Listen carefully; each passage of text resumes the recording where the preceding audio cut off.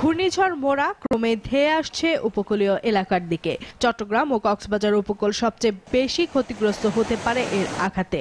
আবহাওয়া অফিসের নির্দেশনা অনুযায়ী এরই মধ্যে বিভিন্ন জেলায় শুরু হয়েছে ঘূর্ণিঝড় মোকাবেলার প্রস্তুতি। চট্টগ্রামে উপকূলবাসীকে সরিয়ে নেয়ার কাজ করছে জেলা প্রশাসন। প্রস্তুত করা হয়েছে 479টি আশ্রয় কেন্দ্র।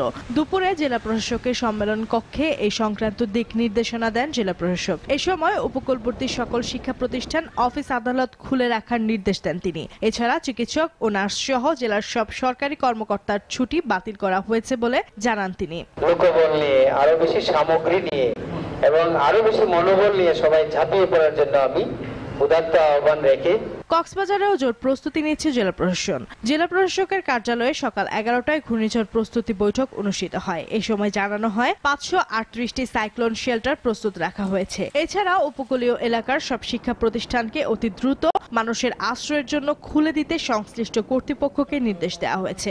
অন্তত 5 লাখ মানুষকে আশ্রয় দেওয়ার জন্য প্রস্তুতি গ্রহণ করেছে প্রশাসন।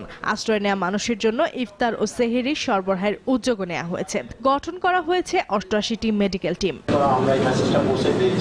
এদিকে ঘূর্ণিঝড় মোরা মোকাবেলায় বরিশাল, ভোলা, বরগুনা, পটুয়াখালী, হাতিয়ার সহ উপকূলের সব এলাকায় সকাল থেকে মাইকিং করে লোকজনকে সরিয়ে নেওয়া হচ্ছে। আশ্রয় কেন্দ্র ও শিক্ষা প্রতিষ্ঠান সমূহ খুলে রাখা হয়েছে। সংশ্লিষ্ট এলাকার সব সরকারি কর্মকর্তাদের ছুটি বাতিল করে সতর্ক অবস্থায় থাকার নির্দেশ দেওয়া হয়েছে। মুস্তাজাহান সিনথি, RTV।